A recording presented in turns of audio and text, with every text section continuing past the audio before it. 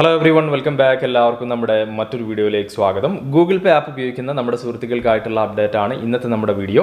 ഏറ്റവും ലേറ്റസ്റ്റ് ആയിട്ടുള്ള അപ്ഡേഷന് ശേഷം ഗൂഗിൾ പേയുടെ ഇന്റർഫേസിൽ ഒരുപാട് മാറ്റങ്ങൾ വന്നിട്ടുണ്ട്. അതായത് നമ്മൾ ഇത്രയും കാലം എങ്ങനെയായിരുന്നു ഓപ്ഷൻസ് എല്ലാം എടുത്തിരുന്നത് അതിൽ നിന്നും ചെറിയ മാറ്റങ്ങളൊക്കെ വന്നിട്ടുണ്ട്. വളരെ ഫ്രീക്വന്റ് ആയിട്ട് ഗൂഗിൾ പേ ആപ്പ് ഉപയോഗിക്കുന്ന ഒരാളാണ് നിങ്ങളെങ്കിൽ ഈ വീഡിയോ ഇപ്പോൾ തന്നെ സ്കിപ്പ് ചെയ്യുക. കാരണം വളരെ ലളിതമായ കാര്യമാണ് ഈ ഒരു വീഡിയോയിലൂടെ ഞാൻ നിങ്ങൾക്ക് പരിചയപ്പെടുത്തുന്നത്. അപ്പോൾ ഇതിനെക്കുറിച്ച് അറിയാത്ത നമ്മുടെ സുഹൃത്തുക്കൾക്ക് തീർച്ചയായിട്ടും ഇത് ഉപകാരപ്പെടും. അപ്പോൾ നിങ്ങൾ വീഡിയോ മുഴുവനായിട്ട് കാണുക.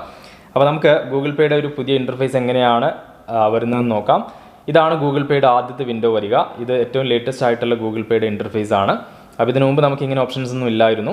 ഇപ്പോൾ നിങ്ങൾക്ക് കാണാം ഏറ്റവും മുകളിൽ നിന്ന് ഒരു സെർച്ച് ഏരിയ കാണാം. അവിടെ നമുക്ക് ആർക്കെങ്കിലും നിങ്ങൾക്ക് പണം അയക്കണമെന്നുണ്ടെങ്കിൽ അവരുടെ മൊബൈൽ നമ്പർ ടൈപ്പ് ചെയ്തുകൊണ്ട് നിങ്ങൾക്ക് അവിടെ സെർച്ച് ചെയ്യാനുള്ള ഓപ്ഷൻ ഉണ്ട്. ആർക്കാണോ പണം അയക്കേണ്ടത് ആ ഒരു മൊബൈൽ നമ്പർ നിങ്ങൾ അവിടെ എൻ്റർ ചെയ്ത് കഴിഞ്ഞാൽ അവർ നിങ്ങൾക്ക് കാണാനായിട്ട് സാധിക്കും. അതുപോലെ തന്നെ നമുക്ക് നമ്മുടെ ഫോൺ കോൺടാക്ട്സിലൊക്കെ പല ആളുകളുടെയും അക്കൗണ്ടിലേക്ക് പണം അയക്കേണ്ടതായിട്ടുണ്ടാവും.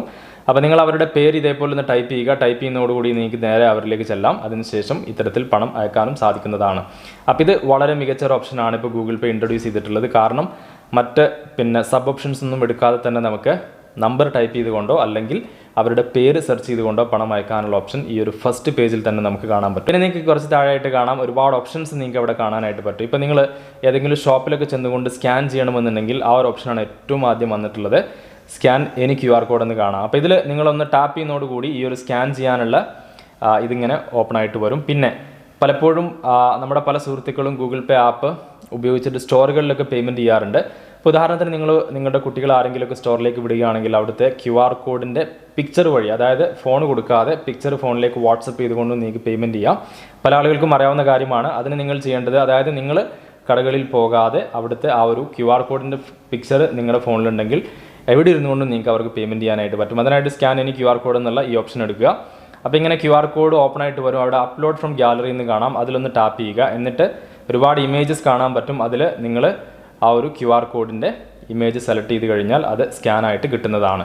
അപ്പോൾ നമുക്ക് ഷോപ്പിൽ പോകാതെയും QR കോഡ് സ്കാൻ ചെയ്യാനായിട്ട് സാധിക്കുന്നതാണ്. ആ ഒരു QR കോഡിൻ്റെ ഇമേജ് നമ്മുടെ ഫോണിലുണ്ടായാൽ മതി. ഇപ്പോൾ വളരെ ഫ്രീക്വൻ്റ് ആയിട്ട് നിങ്ങളൊരു കടയിൽ നിന്നൊക്കെ സാധനം വാങ്ങിക്കുകയാണെങ്കിൽ ആ ഒരു QR കോഡിൻ്റെ ഫോട്ടോ ഒന്ന് എടുത്തു വെക്കുക. എന്നിട്ട് നിങ്ങൾക്ക് എവിടെ ഇരുന്നു കൊണ്ട് എപ്പോഴും പേയ്മെൻറ്റ് അവർക്ക് ചെയ്യാനായിട്ട് സാധിക്കും. അതാണ് ഇതിൻ്റെ ഒരു കാര്യം. അപ്പോൾ ഇതാണ് സ്കാൻ ചെയ്യാനുള്ള ഓപ്ഷനാണ് ഏറ്റവും ആദ്യം വന്നിട്ടുള്ളത്. പിന്നെ പേ കോൺടാക്ട്സ് എന്നുള്ള ഓപ്ഷൻ ഉണ്ട്. അത് നമ്മുടെ ഫോണിലുള്ള കോൺടാക്ട്സിലേക്ക് പണം അയക്കാനുള്ള ഓപ്ഷനാണ്. പിന്നെ പേ ഫോൺ നമ്പർ എന്ന് കാണാം. അതിൽ ടാപ്പ് ചെയ്ത് കഴിഞ്ഞാലും ഫോൺ നമ്പർ ടൈപ്പ് ചെയ്തുകൊണ്ട് നമുക്ക് പണം അയക്കാനായിട്ട് സാധിക്കും. പേ കോൺടാക്ട്സ് ഓപ്ഷൻ എടുത്തു കഴിഞ്ഞാലും ഇത്തരത്തിൽ നമ്മുടെ ഫോണിലുള്ള എല്ലാ കോൺടാക്ട്സും കാണാം. പിന്നെ നമുക്ക് ബാങ്ക് ട്രാൻസ്ഫറിൻ്റെ ഓപ്ഷൻ ഉണ്ട്. ബാങ്ക് ട്രാൻസ്ഫർ ഓപ്ഷന് നിങ്ങൾക്കറിയാം മറ്റ് ആളുകളുടെ ബാങ്ക് അക്കൗണ്ടിലേക്ക് പണം അയക്കാനാണ്. അതായത് ഇവിടെ അക്കൗണ്ട് നമ്പർ കൊടുക്കുക. ആർക്കാണോ നിങ്ങൾ പണം അയക്കുന്നത് അവരുടെ ബാങ്ക് അക്കൗണ്ടാണ് ഇവിടെ നിങ്ങൾ ബാങ്ക് അക്കൗണ്ട് ഡീറ്റെയിൽ ആണ് നിങ്ങളിവിടെ കൊടുക്കേണ്ടത്. അപ്പോൾ അവരുടെ അക്കൗണ്ട് നമ്പർ കൊടുക്കുക. നമ്മളുടേതല്ല, അവരുടെ അക്കൗണ്ട് നമ്പർ കൊടുക്കുക. പിന്നെ അവരുടെ അക്കൗണ്ട് നമ്പർ വീണ്ടും കൊടുക്കുക. IFSC കോഡ് കൊടുക്കുക. പിന്നെ അവരുടെ പേര് ടൈപ്പ് ചെയ്ത് കൊടുക്കുക. പിന്നെ ശേഷം നമുക്ക് പേ ടു UPI ID എന്നുള്ള ഓപ്ഷൻ കാണാം. അപ്പോൾ ഇതിൽ ടാപ്പ് ചെയ്ത് കഴിഞ്ഞാൽ നമുക്കിപ്പോൾ UPI IDയിലേക്ക് പണം അയക്കാം. ഇപ്പോൾ ഞാൻ എൻ്റെ ജുപ്പിറ്റർ മണിയുടെ UPI ID ഒന്ന് ടൈപ്പ് ചെയ്ത് നിങ്ങൾക്കൊന്ന് കാണിച്ചു തരാം. അപ്പോൾ പലപ്പോഴും നമുക്ക് പല പ്ലാറ്റ്ഫോമുകളിലും UPI ID വഴി പേയ്മെൻറ്റ് ചെയ്യേണ്ടതായിട്ട് വരും.